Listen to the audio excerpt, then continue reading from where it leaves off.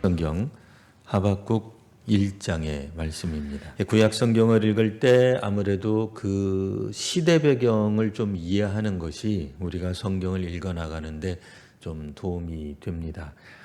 하박국 선지자 같은 경우에는 이 예언서 내용 자체가 신바벨론 제국이 흥왕하고 일어나는 거예요. 이전에 바벨론 제국이 원래 없었죠. 없었다가 역사상에서 이제 나타나게 됩니다. 북이스라엘 같은 경우에는 이제 아수르, 역사책에는 이제 아시리아로 나옵니다. 고대 아수르에 의해서 멸망당하는데 이 고대 근동 지역의 새로운 패권 주자로 나선 그 나라가 바로 바벨론 제국이 됩니다.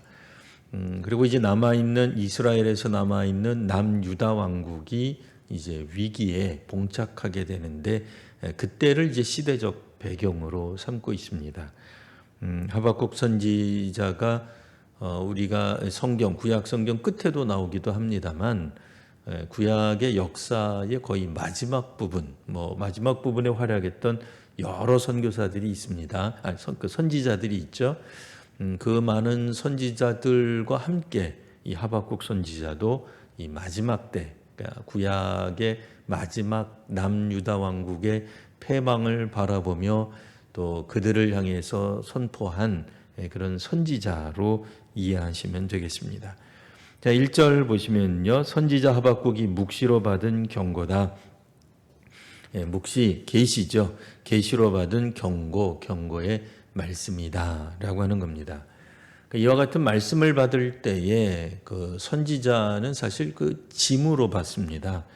말씀을 받으면은 우리가 생각할 때 신이 날 것 같고, 말씀을 받으면 항상 이렇게 좀 도도하고, 사람들 향해서 경우에 따라서는 옛날에는 이제 좀 그런 경향이 있었죠. 그러니까 꼭 다 그런 건 아닙니다만 기도원 같은 데 가면은 꼭 기도원 원장님이 이렇게 모든 성도들에게 막 반말도 하고 이제 그런 분위기가 있는데 그렇게 무슨 권한을 갖고 그런 느낌이 아니고 그러니까 오늘 성경에 나와 있는 이 말씀, 이 경고라고 하는 거는 선지자가 이 말씀을 받으면 사실은 이제 책임감 때문에 고통이 뒤따르게 됩니다.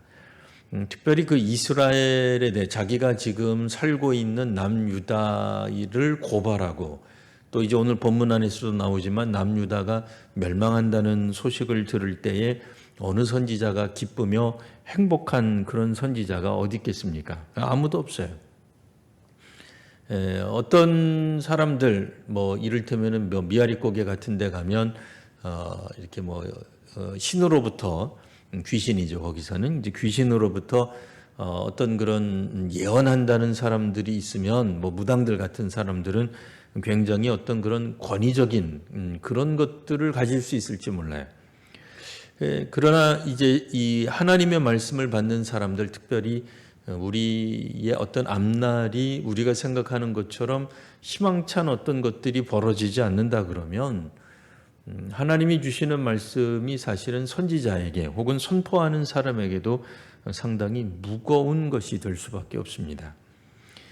그런 의미에서 하박국 선지자는 이스라엘 백성들을 향해 남유다죠. 여기서는 이제 남유다 백성들을 향해 선언할 때, 예언하고 말씀을 증언할 때에 상당한 어떤 그런 마음의 부담, 심적인 고통을 가지고서 선포하는 겁니다.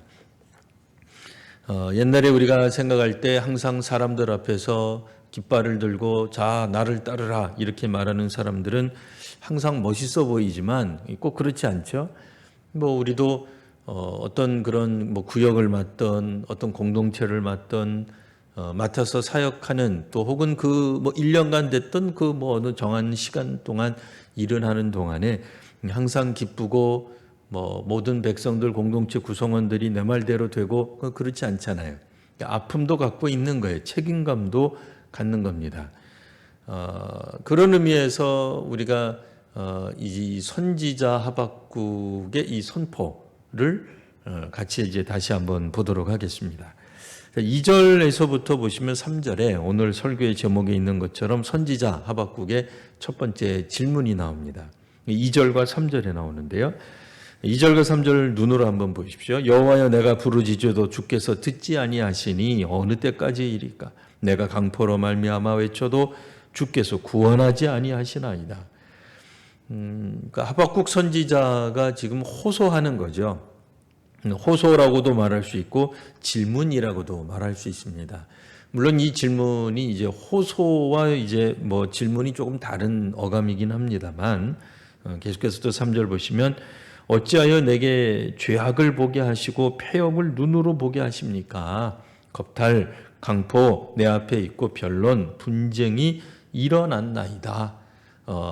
얼마 전부터 예전부터 계속해서 일어나고 있습니다. 이제 그런 얘기입니다. 자, 그러면 이제 그 선지자가 보는 이 2절 보시면 부르짖어도 그게 뭐예요? 강포. 요즘 또 잘 안 쓰는 표현이죠. 요즘 말로 우리가 다시 한번 번역한다 그러면 폭력입니다. 그 폭력이 일어납니다. 그리고 이제 3절 보면 죄악, 또 패역 이런 표현이 나옵니다. 그 다음에 이제 겁탈 이렇게 나와 있는데, 요즘 말로 다시 바꾸면 이제 약탈 이렇게 됩니다. 약탈 같은 것들이 일어납니다. 변론과 분쟁, 그러니까 무슨 법조인들이 사용하는 용어 같긴 합니다만, 변론, 여기서는 이제 다툼을 말하고요. 분쟁, 이런 건 이제 시비를 말합니다. 근데 이런 게 어디서 일어나냐면 그가 사랑하는 남유다 왕국에서 일어난다라는 얘기입니다. 그러니까 폭력과 불의가 가득한 세상은 다른 나라가 아니라 바로 자기 나라, 우리나라에서 이런 일이 벌어지는데 하나님 왜 나에게 이런 일이 일어나는 걸 허락하십니까? 왜 내가 이걸 보게 하십니까? 그 말 속에는 뭐가 담겨져 있어요? 하나님, 나는 인과응보의 하나님을 기대합니다. 이제 그런 뜻입니다. 한자를 좀 쓰기는 했습니다만, 그러니까 악인들에 대한 하나님의 보복, 하나님의 복수보다는 의인들이 당하는 고통으로부터의 구원이 먼저 우선시가 되는 그와 같은 이제 선지자의 호소 혹은 질문이 되겠습니다.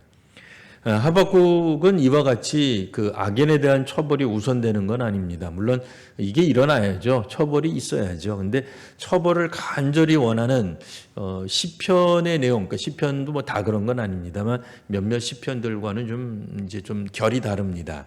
그러니까 좀 색깔이 좀 다르다 그 얘기예요. 그러니까 적어도 오늘 본문 안에서는 악인들에 대한 보복, 복수라기보다는 이제 의인들이 하나님 빨리 구원을 받아야 되는데 이 나라가 어찌된 일인지 폭력이 난무합니다라고 외치는 겁니다. 사실 이 폭력이 난무하는 시대는 뭐 오늘 우리도 볼 수 있습니다. 여전히 뭐 우리 이 땅에서도 뭐 전 세계 어디에서나 폭력이 여전히 일어나고 있는 걸 보고 있습니다. 코로나가 아무리 창궐하여도 여전히 사람들은 범죄합니다. 우리 생각에는 코로나가 이쯤 일어나면은 좀 전 세계가 좀 범죄도 좀 안 하고 그러면 좋겠는데 여전히 범죄하는 일이 많습니다. 자, 그런데 이제 이 사실 이런 일이 일어나는 이 나라가 바로 4절에 있어요. 이 이유가 뭐냐? 율법이 해이해지고 정의가 전혀 시행되지 않기 때문에 이는 악인이 의인을 애워쌌으므로 정의가 굳게 행하여지고 있습니다. 라는 나라예요. 정의가 왜곡되는 나라는 왜 왜곡되느냐? 악인이 의인을 애워싸고 있기 때문에 그래요. 잠언이나 전도서 같은 성경을 읽으면 사실 그 악인이 창궐하게 되면 의인이 침묵하게 돼요. 우리가 생각할 때는 뭐 침묵도 죄라 그러는데 여기서 이제 그런 뜻이 아니라 잠언이나 전도서에서 나타나는 의인이 침묵할 수밖에 없는 이유는 아무리 외쳐도 사람들이 듣지 않기 때문에 그래요. 들을 수가 없기 때문에 그래요. 악인이 창궐하게 되면은 그래서 의인이 숨습니다. 침묵할 수밖에 없죠. 그런 의미에서 악인이 워낙 많은 나라가 바로 우리나라가 되었다라고 지금 하박국이 하나님 앞에 호소하고 있는 겁니다. 이제 하나님이 답을 해 주시죠. 하나님의 응답이 이제 8절부터 11절까지 5절 이하 오늘 본문 우리가 읽은 본문에 나오고 있습니다. 하나님의 대답은 이제 이렇게 5절에 보시면 여호와께서 이르시되 너희는 여러 나라를 보고 또 보고 거기서 이제 깨달음이 있을 거예요. 놀라고 또 놀라게 될 것이다. 여러 나라를 본다. 여러 민족들을 보고 그러니까 민족들을 눈여겨보아라. 우리식으로 말하면 세상 나라가 돌아가는 뉴스를 잘 봐라. 뭐 이렇게 이제 읽을 수도 있는 거예요. 그러니까 다른 나라들이 어떻게 하는지 어떤 일이 벌어지고 있는지 잘 살펴보아라. 그리고 너희들은 놀라게 될 것이다. 라고 하는 거예요. 뭐 오늘날 우리 지금 이 시대로 말하면 생각지도 못했던 코로나 바이러스 때문에 뭐 전 세계가 한편 뒤집어졌습니다. 오늘 마치 5절에 있는 내용 그대로예요. 너희가 생전에 한 가지를 내가 할 것인데 너희가 살아있는 동안에 어떤 일이 벌어질 것인데 누가 너희에게 말할지라도 너희가 믿지 아니할 것이다. 어떤 일이 일어나는데 그 일을 너희들이 누군가가 얘기도 안 하겠지만 그러니까 예견도 못하지만 얘기한다 할지라도 믿지 못할 일이 벌어질 것이다. 사실 우리도 작년 12월 달부터 약간 좀 조짐이 있었어요. 물론 어떤 의학계에서는 수년 내에 전 세계에 이와 같이 어떤 현대 과학 의학으로는 쉽게 해결하지 못하는 어떤 그런 전염병이 이제 일어나게 될 것이다. 어떤 미래학자들은 우리가 핵 때문에 망하는 것이 아니라 이와 같은 어떤 전염병의 문제로 사람들이 결국은 죽게 될 것이다. 그러니까 사람들 때문에 사람들이 죽는 거지 무슨 뭐 전쟁, 뭐 핵, 뭐 이런 게 아닐 것이다. 자연으로부터의 어떤 그런 일종의 뭐라 그럴까요? 보복, 뭐 공격, 자연의 반격, 뭐 이런 이야기들을 종종 했는데 사람들이 뭐 귀담아 듣지 않았죠. 뭐 북극에 있는 빙하가 많이 이렇게 뭐 녹아내려져도 사람들은 뭐 담담했습니다. 뭐 우리가 화석 연료를 여전히 많이 쓰고 있습니다만 그런 것들에 대한 경고를 하고 아무리 얘기를 해도 일회용품 많이 쓰지 맙시다. 뭐 얘기를 해도 사람들이 이거는 아마 수만 년쯤 지나서 지구에 영향력을 끼치지 설마 우리가 살아가고 있는 동안에 그런 일이 벌어지겠느냐. 그런 전염병이 그거는 뭐 옛날 뭐 18세기, 19세기 얘기지. 현대의학이 얼마나 발달됐는데 그까짓 것 하나 못 잡겠느냐? 웬걸요? 아무도 상상하지 못했던 일들이 벌어진 거죠. 뭐 전 세계의 항공사가 이렇게 혹은 여행업이 망하게 될지 누가 알았겠어요. 망했다 그러면 또 그분들한테 죄송한 얘기입니다만 이렇게 큰 곤란을 겪게 될지 누가 알았느냐 말이에요. 그런 것처럼 그러니까 이 구약 성경 시대에는 신바벨론이 갑자기 이제 이렇게 나타난 거예요. 그러니까 그때만 하더라도 강대국은 이집트 여전히 고대로부터 계속해서 그 강대국 그러면 이집트가 그러니까 애굽이죠. 구약 성경에 나타나는 애굽이 그걸 가지고 있었어요. 그리고 아수르가 이제 상당한 어떤 그런 영향력 혹은 이제 그것들을 끼치고 있었기 때문에 바벨론이 그렇게까지 아수르를 한 번에 이길 거라고는 사람들이 뭐 금방 이길 거라고는 생각하지 못했을 거예요. 그래서 북이스라엘이 아수르에 망했을 때 그래서 이제 남유다가 했던 일들 중에 하나가 소위 말하는 이제 그 외교술을 펼쳐가지고 아수르에게도 조금 이렇게 하고 또 애굽에게도 또 하고 뭐 그런 어떤 것들을 전략을 썼단 말이에요. 그래서 외교를 통해 가지고 좀 강대국의 어떤 요구가 있을 때 적당히 들어주기도 하면서 또 뒤로 빼기도 하고 뭐 등등 이런 것들을 통해 가지고 남유다가 그나마 연명해 왔는데 남유다 왕국의 왕들이 그렇게 하면은 괜찮을 거라고 생각을 한 거예요. 바벨론이라고 하는 나라가 그렇게 갑자기 일어나서 아수르까지 멸망시키는 대제국이 될 거라고는 생각하지 못한 겁니다. 근데 하나님이 사람들이 말해도 믿지 못하는 그 뭐 사실 예레미야 선지자라든지 이사야 선지자가 얘기를 하잖아요. 얘기를 해도 사람들이 믿지 않았어요. 그러니까 우리로 말하면 뭐겠어요? 나중에는 우리가 뭐 이사야 선지자라든지 예레미야 선지자, 그러니까 선지서를 통해서 많이 우리가 익히 배우는 것처럼 바벨론에 이제 느부갓네살 왕이 와가지고 이스라엘 사람들을 막 그러니까 남유다 사람들을 포로로 끌려가고도 또 얼마간 또 놔둬요. 그래서 이게 뭐 1년, 2년, 3년에 걸쳐 가지고 남유다 왕국이 갑작스럽게 망한 게 아니라 수년에 걸쳐서 이 바벨론의 느부갓네살 왕이 와가지고 계속 공격을 하거든요. 그럴 때 몇몇 선지자들이 나중에 하나님의 말씀에 따라서 뭐라고 예언을 해요? 너희들은 바벨론에 공격하지 말아라. 저항하지 말아라. 비록 1차 유배를 끌려가고 2차 유배 끌려갔지만 그래도 바벨론에 협력해라. 그러니까 이 남유대에 있는 예언자들, 그러니까 스스로 왕국 예언자들이라고 말하는 사람들이 무슨 소리냐? 우리는 바벨론하고 싸워서 이길 수 있다.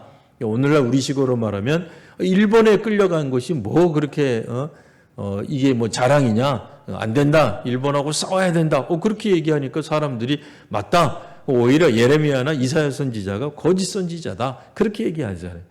하박국 선지자도 그와 그 비슷한 유형의 말씀을 들은 거예요. 뭐 그도 그럴 것이 뭐 여호와 하나님이 말씀하신 거기 때문에 다 똑같은 거죠.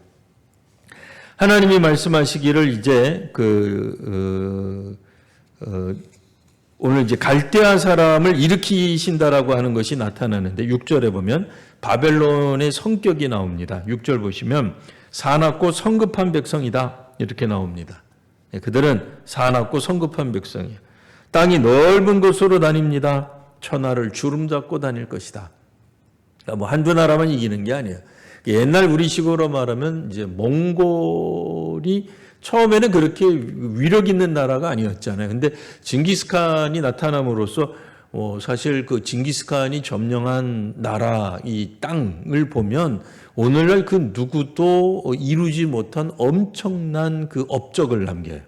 그런 것처럼 갑자기 나타나서 뭐 엄청난 대제국을 이렇게 휩쓰는 것 같은, 그러니까 우리 동양으로 말하면 그렇고 뭐 이건 뭐 시대가 틀리니까요. 고대 근동 지역에서 바벨론이 지금 이런 모습을 보여주고 있다라고 하는 겁니다. 그럼 바벨론은 또 어떤 특징이 있느냐? 6절 보시면 자기 소유가 아닌 거처들을 점령하는 갈대아 사람이다. 남의 것 빼앗는다 그 얘기예요. 한마디로 말을 하면. 어쩌면 오늘 이 시대에도 우리가 만일 시대를 바라볼 때에 어떤 그런 전망을 해야 되냐면 민족들을 보는 거예요. 세계사를 보는 거예요. 세계 역사를 보는 거예요. 보다가 보면은 굉장히 사납고 성급한 나라들 어떤 그런 사람들이 있었어요. 뭐 1차 세계대전 때도 그랬고 2차 세계대전 때도 그랬어요. 뭐 2차 세계대전이 이제 조금 우리가 좀 훨씬 더 가까우니까요. 2차 세계대전만 하면 유럽 쪽에서는 뭐 독일, 우리 아시아 지역에서는 나중에 이제 2차 세계대전에 합류한 일본. 그때는 이제 일본 제국이었죠. 일제라고 우리가 부르는 그런 나라였죠. 얼마나 사납고 성급하고 또 천하를 주름잡고 다녔겠어요. 우리도 우리 민족 역사 가운데서 일본에 대한 어떤 그런 좋지 않은 생각들, 그게 뭐 우리가 조선시대 때 임진왜란 때문에 그래요? 그런 거 아니잖아요. 불과 수십 년 전에 일어났던 우리도 2차 세계대전의 어떤 그 끄트머리 쪽에서 영향을 받았잖아요. 우리도. 그런 측면에서 이제 중국이라든지 동남아시아에 있는 지역에 있는 그런 여러 나라들이 일본에 대한 그 옛날 그 일제에 대한 감정이 나쁜 이유가 뭐예요? 갑자기 일어난 어떤 일본이 우리가 생각할 때 뭐 옛날에도 뭐 왜구라고 불렀던 그런 일본이 있었지만은 이렇게까지 이 영향력을 끼칠 수가 없었죠. 근데 이제 그런 어떤 역사적 경험을 우리도 가지면서 보듯이 구약 성경에서는 유다가 볼 때는 바벨론이 그와 같이 갑자기 일어난 신흥 대제국이다 그 얘기예요. 그들의 특징은 사납고 성급하고 또 남의 것을 빼앗는 특징이 있다 그 얘기예요. 자, 그들의 특징 중에 하나가 또 7절에 있습니다. 그 7절 한번 같이 읽어볼까요? 자, 시작. 그들은 두렵고 무서우며 당당함과 위엄이 자기들에게서 나오며. 이 조금 표현이 이상하죠? 그들은 두렵고 무서운 백성이다 그 얘기예요. 근데 두 번째, 당당함과 위엄이 자기들에서 나오는 사람이다. 당당한 건 자기가 당당해야죠. 자존감이 높으면 뭐 당당할 수 있겠죠. 내가 잘못한 게 없으면 당당하죠. 우리말이 지금 사용할 때 당당하다 이제 이런 것은 떳떳하다 뭐 이렇게 이제 쓰여지기 때문에 우리가 7절을 읽을 때 이게 뭔 말인가 하는 생각이 들 수 있어요. 또 위엄이 자기들에게서 나온다. 그렇죠. 뭐 위엄이라고 하는 게 남이 세워줄 수 있는 게 아니잖아요. 자기 스스로 위엄이 있어야죠. 뭐 이를테면은 뭐 조선시대 노예 출신이 아무리 위엄 있게 굴려고 그래도 그 위엄이 별로 나타나지 않아요. 근데 뭐 양반 자제라든지 뭐 세도가의 뭐 사람들이라든지 뭐 아니면은 세자쯤 되면은 위엄이 스스로 자기에게 딱 있잖아요. 그러니까 그런 우리가 역사를 가지고 있기 때문에 당당함과 위엄이 자기에게서 나온다. 이게 무슨 말인가 이해가 잘 되질 않아요. 근데 이게 이제 다른 성경 번역을 보면 어떻게 표현이 되어 있냐면요. 자기들이 하는 것만이 정의라고 생각하는 민족이다. 백성이다 그런 뜻이에요. 그러니까 자기들이 하는 거는 다 정의예요. 정의롭다고 생각하는 거예요. 그리고 자기들의 권위만을 내세우는 자들이다 라는 뜻이에요. 다른 사람이 하는 건 정의가 아니에요. 근데 자기들이 하면 정의예요. 내가 하는 건 항상 옳아요. 내가 하는 판단은 언제나 옳아요. 내가 하는 기도도 옳고 내가 하는 종교도 옳고 내가 생각하는 생각, 결론, 뭐 주장 다 항상 옳아요. 그리고 자기들의 권위만 내세우는 사람들. 바로 그들이 바벨론이에요.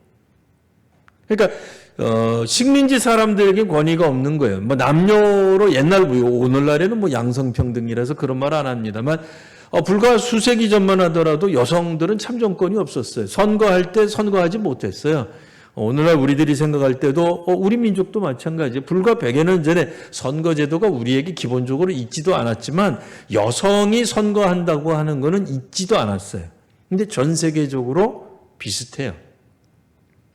우리가 이제 지금은 뭐 할아버지도 뭐 선거하고 할머니도 다 선거하고 백성들도 선거하고 부자도 선거하고 양반도 선거하고 상놈도 다 선거하니까 다 선거하는 것 같지만 안 그렇다니까요. 그런 것처럼 자기들이 말하는 게 다 정의인 거. 이 사람들은. 그건 뭐예요? 우리도 예전에 그랬잖아요. 양반들만이 정의였죠. 뭐 오늘날 예전에 뭐 공산주의나 이런 사람들은 뭐라고 생각했어요? 부자들만 정의냐? 아니다. 가난한 사람들도 정의다. 노예도 정의다. 이렇게 생각을 했죠. 요즘 들어서는 이제 우리가 외국 나가서 산다 그러면 당연히 우리 외국인들도 정의로울 수 있죠. 정의를 말할 수 있죠. 뭐 외국인 근로자는 뭐 항상 뭐 불법 체류자입니까? 아니죠. 그들도 정의를 말할 수 있는데 아니라고 생각했어요. 얼마 전만 하더라도 선생님은 정의고 학생은 정의가 아니라고 그런 게 어디서 지금은 다 정의인 거죠. 뭐 심지어는 어른들은 정의고 아이들은 정의가 아이들도 정의가 되죠. 근데 그들이 특징이 뭐냐? 바벨론의 성격의 특징이 뭐냐? 자기들만이 정의고 자기들의 권위만을 내세우는 사람들이다 라는 얘기입니다.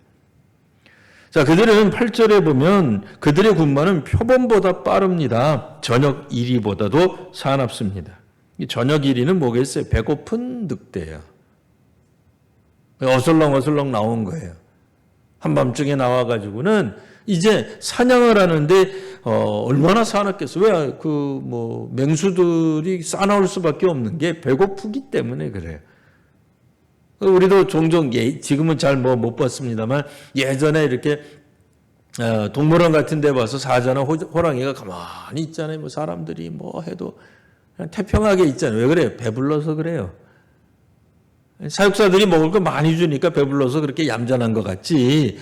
배고파 봐요. 뭐 얼마나 사납겠어요.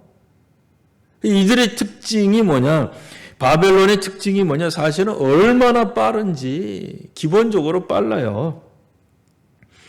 그리고 9절에 보면 다 강포를 행하려 옵니다. 폭력을 행하러 오지 그들이 오는 목적은 다 하나밖에 없어요. 10절 보시면 왕들을 멸시하고 또 방백을 조소하고 모든 견고한 성을 비웃고 흉복을 쌓아서 그것을 점령할 것이다. 왕들을 멸시하고 방백을 조소하는 거예요. 그 왕이 뭐예요? 어느 나라를 지키는 최고의 수장들이죠. 근데 이 바벨론은 그 주변에 있는 나라들을 다 무시해요. 그러니까 특징적으로 바벨론의 특징이 뭐냐면 멸시하고 조소해요. 웃어요. 다른 나라 사람들의 권위 뭐 이런 거 하나도 보이지 않아요. 왜요? 그들은 모든 견고한성을 비웃는데 견고한성은 뭐예요? 견고하다고 하는 게 방어 요새라는 거예요. 천연, 그러니까 천연이 요새인 거예요. 과거로 전토로 말하면 예를 들어서 절벽 꼭대기 위에 세워져 있는 어떤 성이 있다. 그거 함락하기 어렵겠죠. 무슨 수로 그걸 공격하겠어요? 평지에 있다. 그럼 공격하기 쉽겠죠. 왜냐면 또 흉벽 이렇게 나와 있긴 합니다. 이게 흙언덕이에요. 흙언덕. 옛날에 왜 우리가 그 중국 당나라 이런 이제 쪽에서 이렇게 우리나라 평양성 함락 옛날 고구려 시대 때 함락하고 그럴 때 쉽지 않으면 어떻게 해요? 이 평양성 혹은 무슨 성만큼 흙언덕을 쌓잖아요. 왜? 화살을 쏴도 같은 데 날아가야죠. 아니면 위에서 아래로 쏴야지 더 강력하잖아요. 밑에서 위로 쏴봐야 얼마나 세겠어요.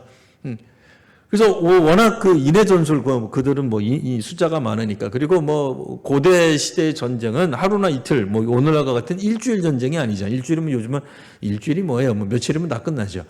그런데 이제 고대 사회의 전쟁은 1년 2년 이러고 싸웠거든요. 몇 달 이러고 싸웠어요. 그러니까 군량민만 있으면 거기에 진치고 있어가지고 계속 싸우는 거예요. 그러니까 아예 흙을 쌓아요. 그러니까 아무리 요새를 할지라도 견고한 성도 그러니까 뭐겠어요? 근데 어떻게 와요? 빠르게 와요. 그러니까 바벨론의 공격은 사람들이 방어하기가 어려운 거예요. 사실 사탄의 공격도 마찬가지입니다. 사탄이 우리를 공격하겠다라고 한다면 얼마나 강력한지 아무리 우리는 우리 스스로는 나는 안 빠질 거야. 나는 그런 거야 사탄이 아무리 나를 밀가부릇한다 할지라도 설마 내가 그거에 넘어지겠어? 내가 실족하겠어? 아무리 사탄 네가 나를 공격해봐라. 내 신앙이 흔들리냐? 하나도 안 들리고. 웬걸요? 요만한 거 하나 가지고도 우리는 혹 넘어가요. 심리학적인 표현을 우리가 잠깐 살펴보면 보통 사람들은 어지간해서는 사실 우리가 흔들리지 않아요.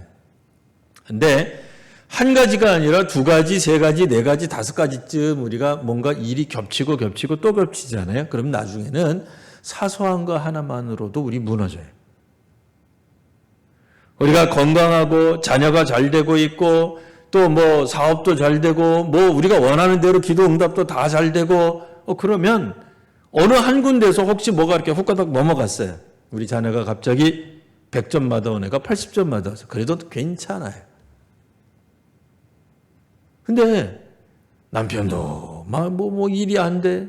예? 남편도 나를 사랑하는 것 같지 않아.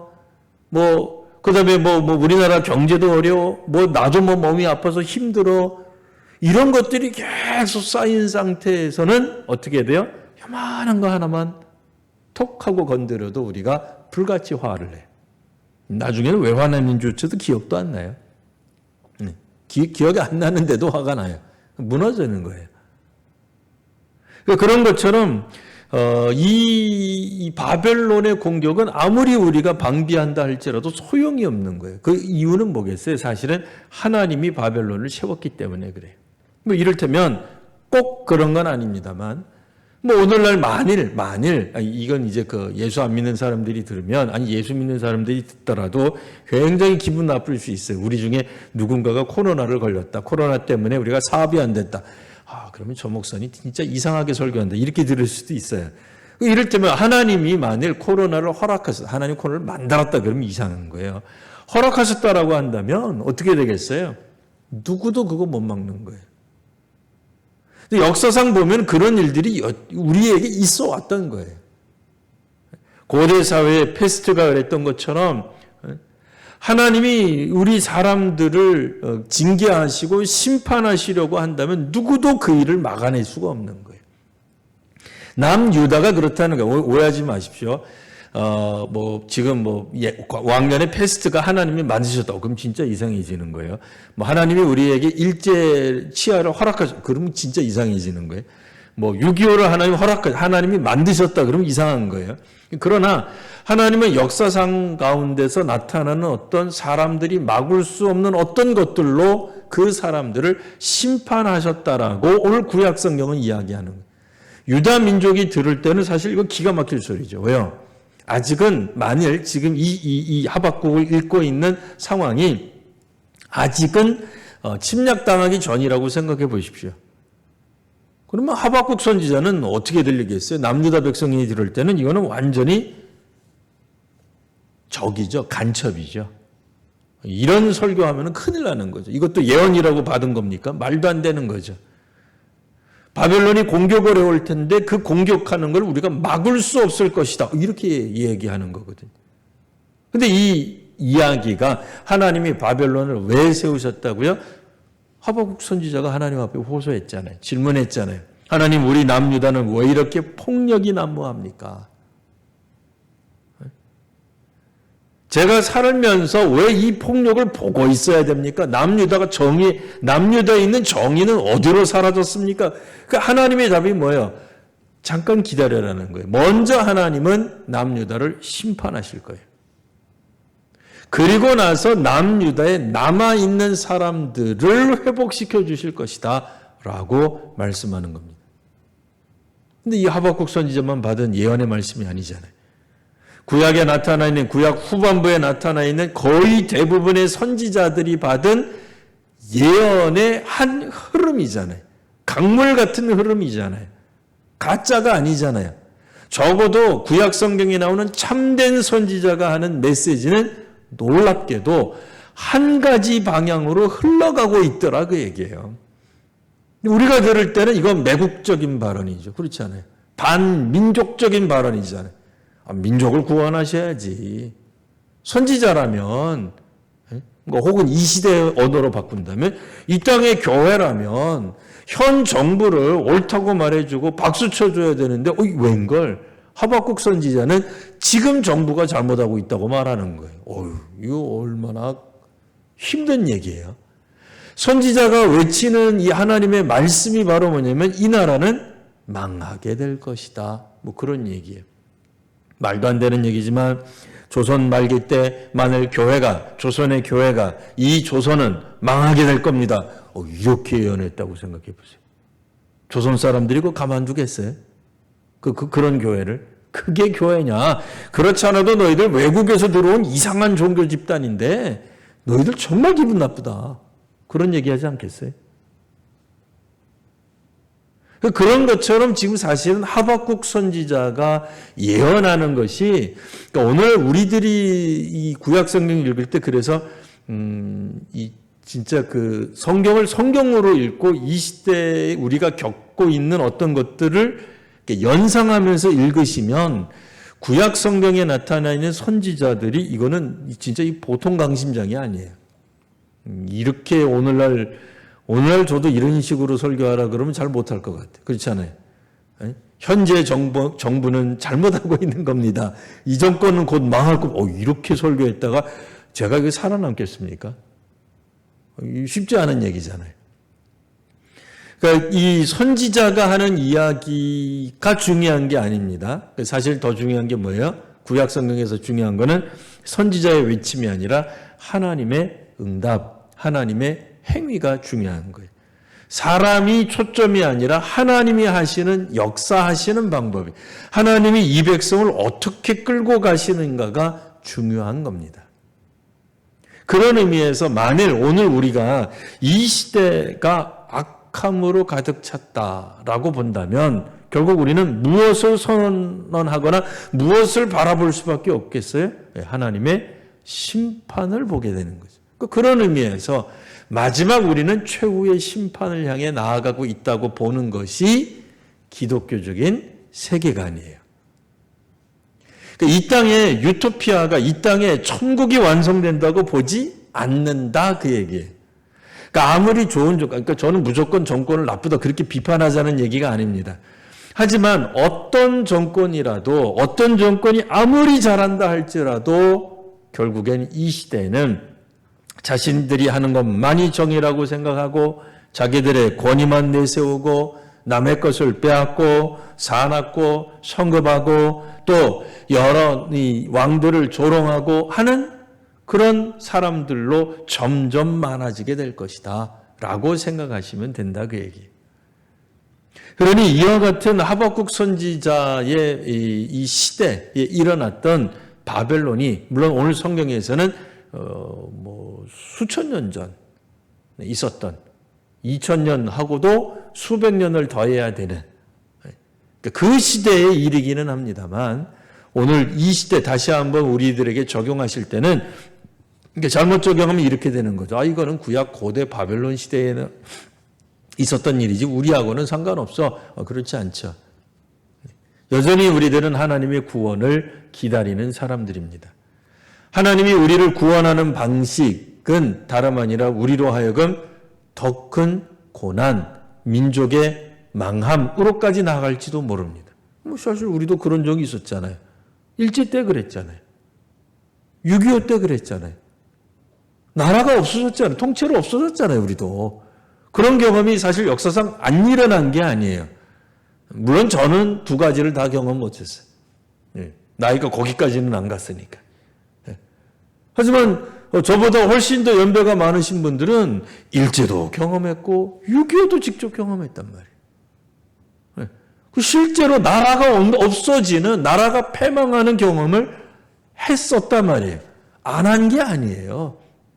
그러나 그 이후에 이스라엘이 회복되는 것처럼 우리도 회복되는 역사가 있었던 겁니다. 이것이 때로는 국가적 차원이 될 수도 있고, 개인의 가문이 될 수도 있어요. 개인의 어떤 건강, 개인이 지금 살아있는, 우리가 60을 살았던, 70을 살았던 개인에게 나타나는 그런 역사로 보실 수도 있습니다.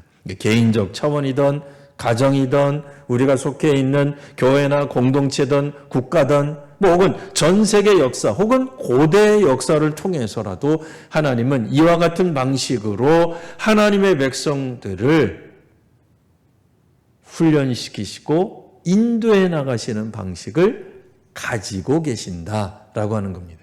사실은 그 이전에 뭐가 돼야 되겠어요? 그래서 사회가 할 수 있으면 빨리 정의로운 사회가 돼야 되는 거죠. 정의와 공의가 흐르는 나라가 돼야 되는 겁니다. 그렇지 않을 때 결국에는 하나님의 이와 같은 심판을 겪게 될 것입니다. 그러니까 우리가 적어도 상대하는, 우리를 공격하는 그런 존재가 누구냐? 오늘 성경에서는 남유답 사람이라면 바벨론이 가지고 있는 특징들 한마디로 요약하면 유다의 힘으로는 막아낼 수 없다라고 하는 겁니다. 그러나 아직 오늘 이 성경 본문 안에서는 나오지 않았지만 이걸로 끝나는 건 아니죠. 당연히 그 이후의 이야기가 있습니다. 그 이후의 이야기가 궁금하신 분들은 어떻게 하면 되죠? 다음 주에 또 나오셔야 돼요. 다음 주에 나오시면 우리가 또 하박국 선지자의 이야기를 다시 한번 조금 더 살펴볼 수 있게 될 겁니다. 우리 기도하겠습니다.